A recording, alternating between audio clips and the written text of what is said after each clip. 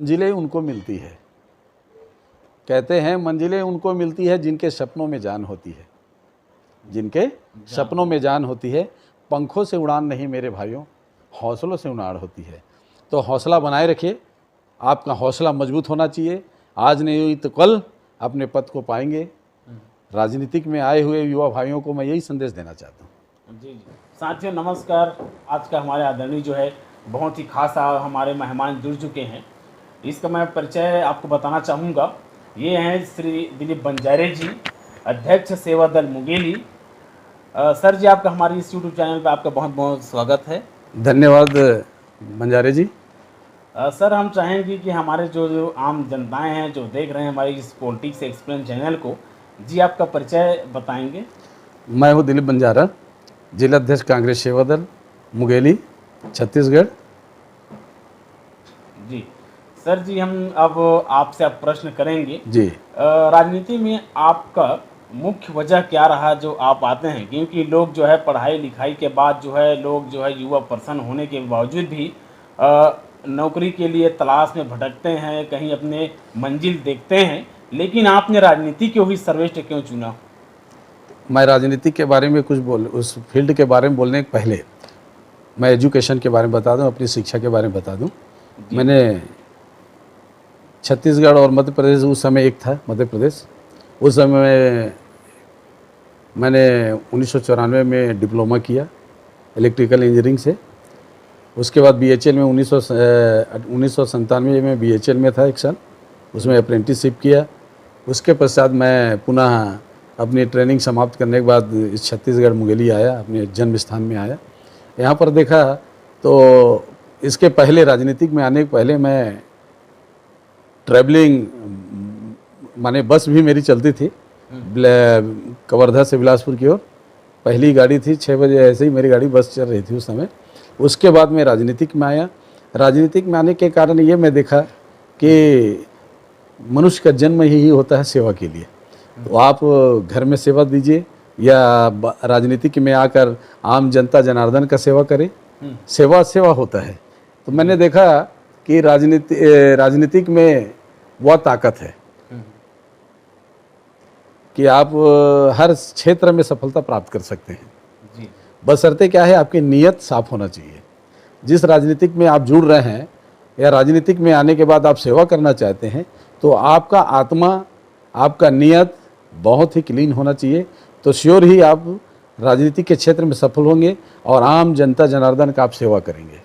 जी जी तो आपने सेवा करने के लिए आपने राजनीति में आई। जी जी, आपने सेवा दल जो है विलुप्ति के कगार में वर्तमान में है देखा जाए तो, लेकिन आपने मुंगेली जैसे जिलों पर एक छोटे कस्बा में आपने इसको बहुत सारे उपलब्धियां दिलाई है। यहाँ से लेकर के आपने दिल्ली तक की यहाँ से खबर जो है दिखाने का प्रयास किया, यहाँ से लोगों को आपने उठाने का काम किया। क्या आपका अनुभव किस प्रकार रहा है अब तक के? मैं राजनीतिक में आया और सेवा दल से ही जुड़ा हूँ। मैं मेरे गुरु फूल सिंह महिलांग हैं, एक गांव, छोटा सा गांव झुलना के रहने वाला हूँ।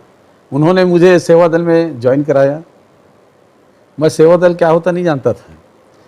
जब सेवा दल मुझे ज्वाइन कराया, मेरा जिला अध्यक्ष हुआ करते थे श्री अशोक शुक्ला जी बिलासपुर, और हमारे प्रदेश अध्यक्ष हुआ करते थे सम्मानीय अशोक राज आहूजा जी। उसके बाद मुझे मौका मिला सेवा दल के इस प्लेटफॉर्म में, सेवा दल के बैनर से मैं आम जनता का सेवा करने को मुझे मौका मिला। मैं आज तक 25 साल हो चुका है मुझे, मैं आम जनता का सेवा करते आ रहा हूँ। वो कार्यकर्ता हो, जनता हो, किसी भी क्षेत्र में हो, मैं अभी भी 24 घंटा तटस्थ रहता हूँ सेवा में। और सेवा दल ने मुझे बहुत कुछ दिया। सेवा दल के माध्यम से मैं आम जनता के करीब आया। आम जनता मुझे जाने कि दिलीप बंजारा कौन है। ऐसा दिलीप बंजारा का कोई पहचान नहीं था। मुझे राजनीतिक और सेवा दल से बहुत कुछ मिला, इससे मैं बहुत संतुष्ट हूँ। जी जी लोग जो है सेवा दल को लोग जानते नहीं हैं, बहुत सारे लोग नहीं जानते थे, लेकिन आपने इसके बैनर तले आपने बहुत सारे ऐसे कार्य भी किए जिसके माध्यम से आज सेवा दल जो है मुंगेली जिला में देखा जाए तो मैं कहूँगा सर्वश्रेष्ठ है और प्रथम स्थान पर इसका कड़ी जो है आगे है, इसका कारण क्या है? कारण कई हो सकते हैं, या कहिए जो संगठन चला रहे हैं, क्योंकि नेतृत्व तो बदलते रहता है। सेवा दल तो सन 1923 में बना है। इसके संस्थापक हुए डॉक्टर सुब्बाराव हर्डीकर जी। और सेवा दल का मेन उद्देश्य यही है, लोगों का सेवा करना। जी। सेवा करना ऐसा नहीं कि उनका पानी परोसना, समोसा बांटना, ये नहीं है। सेवा का मतलब है शारीरिक, मानसिक, आर्थिक। जैसा शारीरिक सेवा माने कोई पेशेंट है, सपोज दैट, या गंभीर बीमारी है, उसको कोई उठाने वाला नहीं है, ले जाने वाला नहीं है, उनको सेवा, अब उनको सेवा कौन करेगा?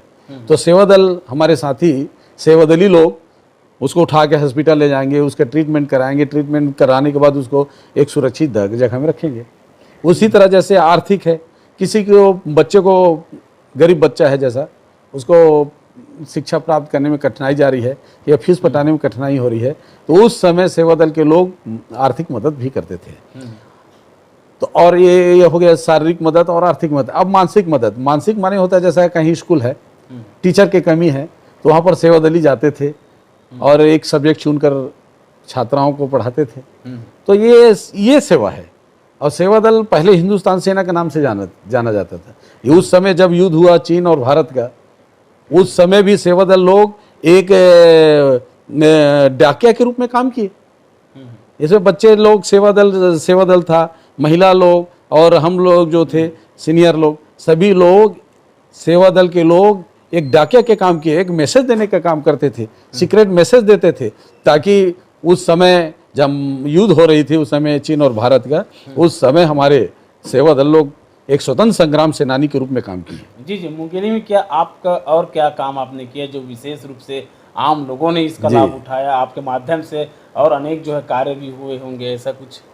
सेवा दल में मेरे बहुत साथियां हैं, ब्लॉक अध्यक्ष हैं, शहर अध्यक्ष हैं, कार्यकर्ता हैं, कार्यकारिणी सदस्य हैं, सभी भाई लोग, सेवादली साथी लोग मुंगेली क्षेत्र, मुंगेली जिला बहुत अच्छा काम किए। कभी भी कोई पीड़िता है या पीड़ित है तो उनके सेवा में 24 घंटा मेरे सेवा दल के लोग उपस्थित रहते हैं। और आज भी यदि किसी को कोई समस्या है तो उसका फौरन उसका माने उनको परेशानी दूर करने के लिए मेरे कार्यकर्ता आते हैं और सेवा दल के हमारे साथी पूरा काम कर रहे हैं।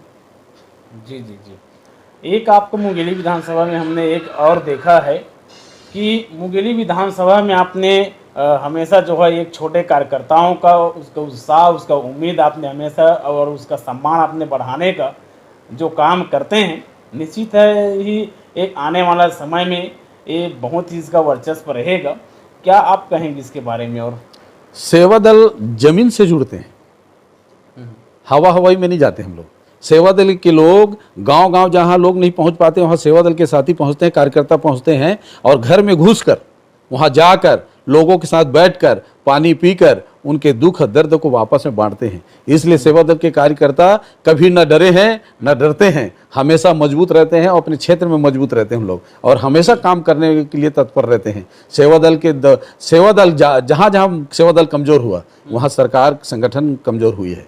आज सेवा दल छत्तीसगढ़ में मजबूत है और सेवा दल अच्छा काम कर रही है। हम हमारे सम्मानीय अध्यक्ष अरुण ताम्रकर जी के नेतृत्व में सेवा दल एक अच्छा ऊंचाई पर पहुंच रही है और मजबूत हो रहा है। आने वाले समय 2023 में हमारे सेवा दल के साथी मैदान में डटेंगे और 1923 में विधानसभा छत्तीसगढ़ और 1924 में 2024 में हम लोकसभा भी जीतेंगे।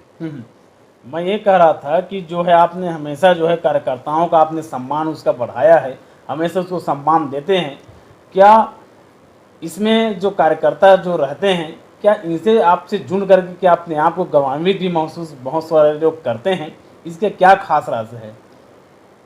मैं एक कार्यकर्ता हूँ, अध्यक्ष बाद में हूँ। मैं समझता हूँ कि कार्यकर्ता का दर्द क्या होता है। यदि मैं कार्यकर्ता का दर्द और उसको नहीं समझा, उसका दुख और सुख को नहीं समझा, तो मैं अध्यक्ष होने के कोई मेरे को मतलब नहीं है। तो पहले तो समझिए कि कार्यकर्ता क्या चाहता है जी। कार्यकर्ता का विचार क्या है मेरे प्रति, कार्यकर्ता का सोच क्या है, और उसी के अनुसार हमको काम करना चाहिए। कार्यकर्ता है तो हम हैं, हाँ, और कार्यकर्ता ही नहीं रहेगा तो हम नेता कहाँ से बनेंगे? नेता को बनाता कौन है? कार्यकर्ता बनाता है। तो कार्यकर्ता के हर चीज़ को समझना है, उसके दुख और सुख में हमेशा उसके साथ हमको भागीदारी देना है, उसके साथ रहना है, उसका मदद करना है। कार्यकर्ता है तो हम हैं, और सैकड़ों करोड़ों के संख्या में हमारे कार्यकर्ता हैं। कांग्रेस पार्टी एक अपार समुद्र है, ये तो है, इसमें लाखों करोड़ों कार्यकर्ता हैं, जिसमें इसमें तराशोगे तो हीरे मिलेंगे। जी। और मैं ये बताना चाहता हूँ कि हमारे कार्यकर्ता भाइयों का हमको शोषक बन के रहना है, हमेशा उसके दुख और दर्द में और उसके हर परिस्थितियों में हमको साथ देना है। कार्यकर्ता को दर्द को समझना है, कार्यकर्ता के काम कराइए ना। उसका कार्यकर्ता क्या चाहता है कि छोटा एक दो काम हो जाए। यदि हम एक दो काम ही नहीं करा पाएंगे तो कार्यकर्ता आपसे क्यों जुड़ेगा? कार्यकर्ता के लिए हमेशा अपने आप को समर्पण कर देना चाहिए, त्याग कर देना चाहिए। यदि आप समर्पित हैं कार्यकर्ता के लिए तो कार्यकर्ता आपको नहीं भूलेगा, हमेशा 24 घंटा आपके लिए हित में ही सोचेगा, संगठन के हित में सोचेगा, पार्टी के हित में सोचेगा और आपके खुद के हित में सोचेगा। इसलिए हमेशा कार्यकर्ता को सम्मान, इज्जत और उन्हें मिलता रहेगा तो कार्यकर्ता का उम्मीद, उसकी इच्छा और अभिलाष आगे बढ़ते रहेगा। जी जी, बिल्कुल सही कहा आपने।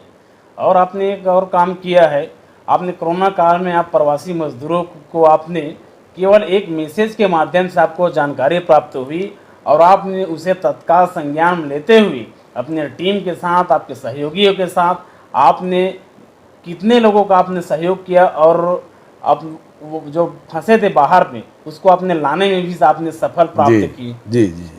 कोरोना काल में उस समय मुझे सेवा दल का जिलाध्यक्ष हूँ मैं, तो प्रदेश कांग्रेस कमेटी के द्वारा मुझे जिला संयोजक कोरोना 90 का वो बनाया गया जिला में। तो उस समय मैं जिला संयोजक था, तो अपना कार्य को एक अंजाम देने के लिए और क्या कि मेरे मोबाइल मैंने दे रखा था, तो कुछ लोग मेरे मोबाइल के माध्यम से जो प्रवासी जो बाहर फंसे हुए थे, जैसे चंडीगढ़ है, हरियाणा में थे, उत्तर प्रदेश में, बिहार में, तो इन लोग मुझसे संपर्क किए कि हमारी यहाँ समस्या है, खाने की समस्या है, पैसे की समस्या है। तो मैं डायरेक्ट अपने जिला प्रशासन को अवगत कराया। कलेक्टर महोदय उस समय भूरे साहब थे, उनको बताया कि ऐसा ऐसा है चंडीगढ़ में और हमारे बिहार में, उत्तर प्रदेश में लोग फंसे हैं, उनको लाना है छत्तीसगढ़, तो क्या किया जाए। तो और उनको पैसे की भी ज़रूरत है, अनाज की भी ज़रूरत है, उनको कैसे वहाँ पर मुहिम कराया जाए, उनको कैसे उपलब्ध कराया जाए। तो डॉक्टर भूरे साहब बहुत, अपने कलेक्टर साहब बहुत मदद किए उस समय। उसके माध्यम से ये धनगांव के लोग हैं, कुछ कुआं गाँव के थे, उनको हम लोग आर्थिक मदद किए और उन लोग को लाने में भी हम लोग सफल रहे और छत्तीसगढ़ आए उन लोग।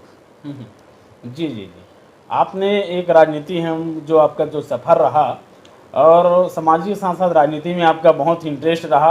आपने दिल्ली जैसे जगहों पर आपने मुंगेली का शान बढ़ाई, वहाँ में आप वहाँ जा कर के आप वहाँ अधिवेशन में, बहुत सारे अधिवेशन में आपने वहाँ पे अपना दायित्व निभाई। तो क्या उस समय के जो अधिवेशन था और क्या आपको सीख मिली वहाँ से आपको? जी जी जी। एक चीज़ आपको पहले भी और अभी बताना चाहता हूँ, सेवा दल ने जो मुझे दिया है शायद मैं कहीं नहीं पा सकता, लेकिन सेवा दल जो दिया है उसका मैं ज़िंदगी भर ऋणी रहूँगा। कांग्रेस पार्टी ने मुझे बहुत कुछ दिया। यह महाधिवेशन 2 बार मैं गया, दिल्ली अटेंड किया हूँ मैं। उसमें मुझे मंच में काम करने का मौका मिला, जिसमें महान हस्ती लोग बैठे थे। हमारे बहुत ही सम्माननीय राष्ट्रीय अध्यक्ष उस समय अपने सोनिया गांधी जी, राहुल गांधी जी और आपके प्रियंका गांधी जी, PL पुनिया साहब, अपने हमारे आपका भूपेश भैया रहे, उस समय TS बाबा भी थे। तो मैं छत्तीसगढ़ से गया था वहाँ पर, और वहाँ पर मुझे सेवा दल के द्वारा वो मंच में सेवा करने का मौका मिला। मैं बेहतरीन ढंग से वहाँ सेवा किया। उस समय सम्माननीय अहमद पटेल से भी मुलाकात हुई, वो मुझे ड्यूटी दिए थे। रात को मैं कहीं चला गया तो मुझे डांटने लगे कि तुम कहाँ चले गए हो। तो फिर मैं तत्काल अपने ड्यूटी में आया और ड्यूटी को अपने बड़ी अनुशासन के साथ उसको निभाया। तो मुझे वहाँ ये सीखने मिला क्योंकि जहाँ महाधिवेशन होता है तो वहाँ से कई चीज़ मंथन होकर, जैसे समुद्र मंथन हुआ तो वहाँ अमृत हुआ निकला, उसी तरह पूरा महाधिवेशन में मंथन होता है और उस मंथन से बहुत कुछ निष्कर्ष परिणाम निकलता है।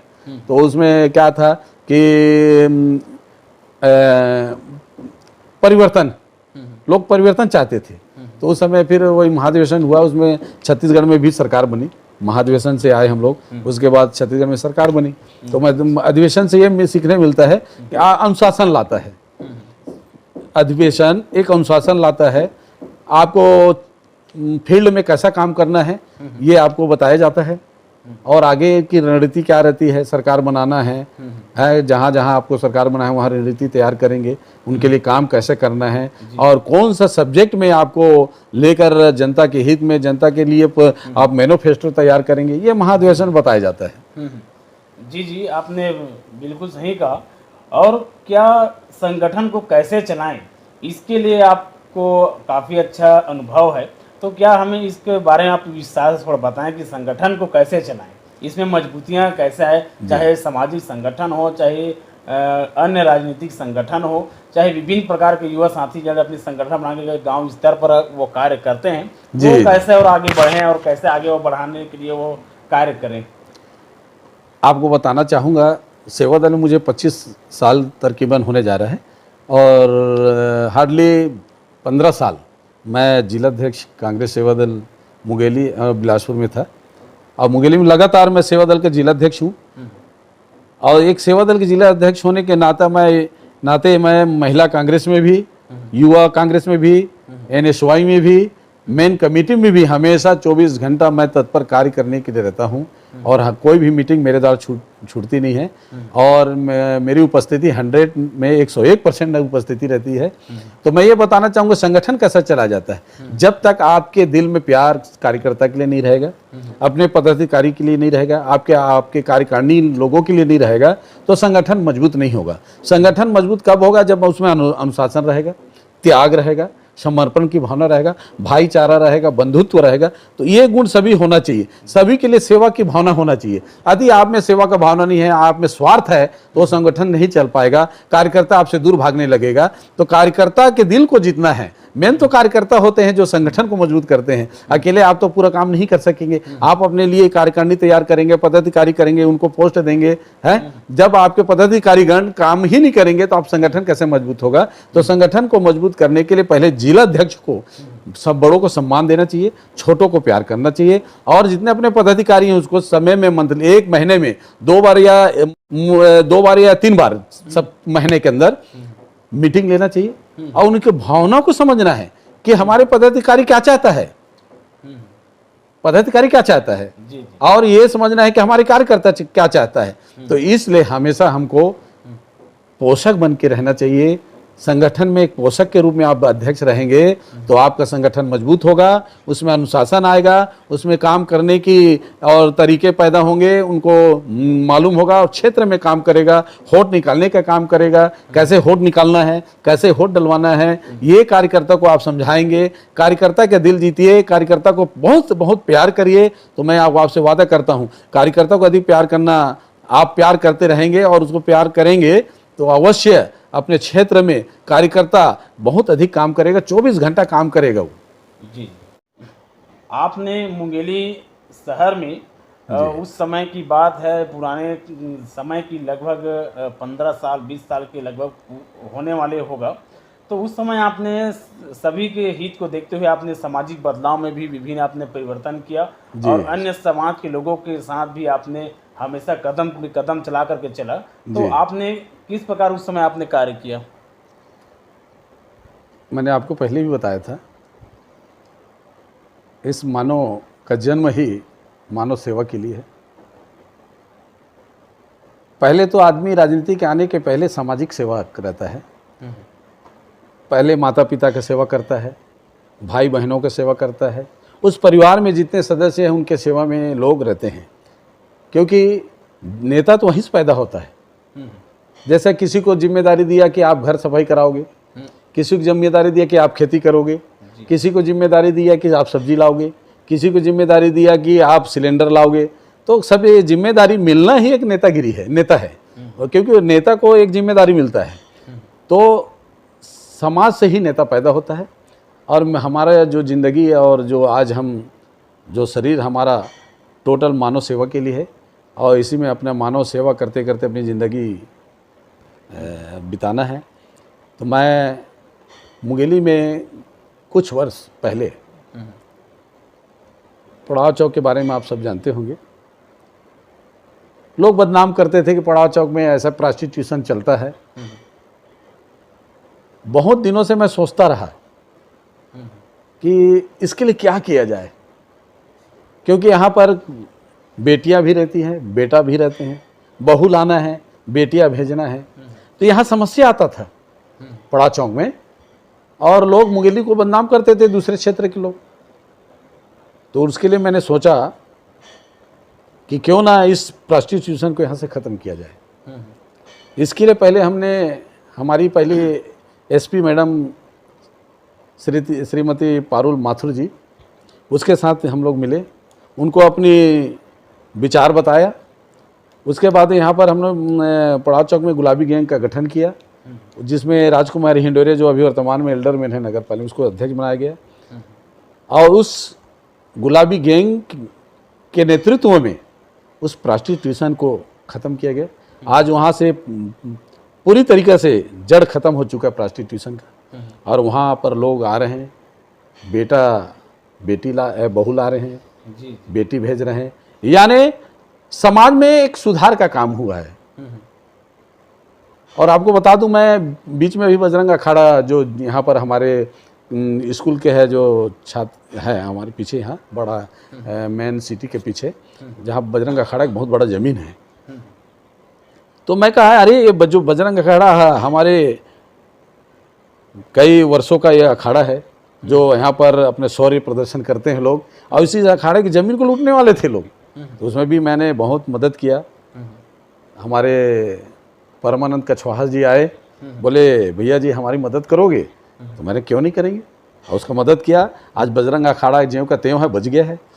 और मैं हिंदू सभ्यता जो हमारी बचाव मंच है, उसका मैं संरक्षक हूँ मुंगेली जिला का, जिसमें हमारे भैया लाल परिहार जी हैं, आकाश परिहार जी हैं, तोरन खांडेकर जी हैं, ये जो हमारे और जितने समाज हैं, सर्व समाज, उनके जिला अध्यक्ष हमारे इस समिति में हैं, सदस्य हैं। और हम सब मिलकर इस मुंगेली ज़िला के अंदर एक भाईचारा, एक समरसता का भाव पैदा करना चाहते हैं। इसमें कोई जात पात नहीं, कोई छोटा नहीं, कोई बड़ा नहीं। इसीलिए इस विचार मंच को बनाया गया है, हिंदू सभ्यता बचाओ विचार मंच है। इस मंच के माध्यम से, इस समिति के माध्यम से हम लोग काम कर रहे हैं, और सभी में एक भाईचारा का भावना पैदा करना चाहते हैं, समरसता का भाव पैदा करना चाहते हैं। और मुंगेली ज़िला में अंदर में हमारी टीम अच्छे काम कर रही है। जी, बहुत सुंदर। और आपका जो हम अब करीब पहुंच चुके हैं एकदम लास्ट की ओर। जी। हाँ, लोग जो है राजनीति में युवाओं का बहुत बड़ा योगदान रहा है, और अभी भी वर्तमान में लोगों का योगदान रहा है। जी। तो ऐसे युवा पर्सन जो है छूट जाते हैं राजनीति में नेतृत्व करने के लिए, और वो स्वयं अपने आप को निखार नहीं पाता, कहीं न कहीं वहाँ पे तकलीफें काफ़ी आ जाता है। जी। तो उसमें आप क्या कहेंगे, उसके बारे में क्या कहेंगे, युवाओं के बारे में? मैं युवाओं साथियों को यही संदेश देना चाहूँगा, निराश मत होइए। आज नहीं तो कल आपका मुकद्दर संवरेगा, हौसला बनाए रखिए। कहते हैं मंजिलें उनको मिलती है, कहते हैं मंजिलें उनको मिलती है जिनके सपनों में जान होती है, जिनके सपनों में जान होती है। पंखों से उड़ान नहीं मेरे भाइयों, हौसलों से उड़ान होती है। तो हौसला बनाए रखिए, आपका हौसला मजबूत होना चाहिए। आज नहीं हुई तो कल अपने पद को पाएंगे।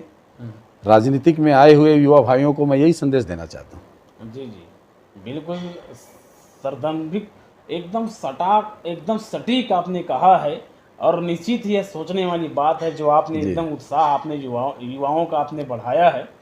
तो इसी मैदान में जो महिलाएं, जो दीदी होती हैं, जो राजनीति में आना चाहते हैं, ऐसे लोगों को आप क्या कहेंगे? क्या वह राजनीतिक क्षेत्र में क्या वो आए? नारी शक्ति का मैं सम्मान करता हूँ, प्रणाम करता हूँ उनको। नारी दुर्गा है, नारी सरस्वती है, नारी काली माँ है, और कई रूप हैं हमारी माँओं का। तो नारी शक्ति को हर समय जगह सम्मान देना चाहिए। आज आप तो मैं यही कहूँगा कि आज के इस युग में नारी शक्ति बहुत गति के साथ आगे बढ़ रही है। और इस भारत में इस संविधान ने, डॉक्टर भीमराव अम्बेडकर जी ने उसको उड़ान भरने के लिए, नारी शक्ति को उड़ान भरने के लिए लिखित संविधान दिया है कि आप इतना उड़ान भरिए, अपने हक अधिकार की लड़ाई लड़िए। एक पुरुष के समानता में आज नारी खड़ी है, उसको मैं सलाम करता हूँ। आज नारी शक्ति है तो हम हैं, आप नारी शक्ति ही नहीं रहती, नारी शक्ति है ही नहीं रहती तो हमको आज ये बोलने का, आज ये कहने का आपके पास में मौजूद नहीं रहता। जी जी, बिल्कुल सही कहा आपने। जी, जाते जाते हम और पूछेंगे हमारी इस पॉलिटिक्स एक्सपीरियंस चैनल के बारे में आप क्या कहेंगे? यूट्यूब को कि मेरे जैसे व्यक्ति के पास आकर आपने अपना बहुमूल्य समय देकर मुझे और मेरी विचारधारा को इस मानव समाज को सुनाने के लिए, दिखाने के लिए आपने ये जो मौका दिया, इसके लिए मैं बहुत बहुत आपको साधुवाद देता हूँ, धन्यवाद देता हूँ। और लोगों से अपील करता हूँ, एक्सपीरियंस मोटिवेशनल यूट्यूब को सब्सक्राइब करिए, लाइक करिए और इसे अधिक से अधिक लोगों के बीच शेयर कीजिए, ताकि इस यूट्यूब का मान और सम्मान बढ़ते रहे। जी जी, बहुत बहुत धन्यवाद आदरणीय जी। जय। Thank you, thank you, thank you.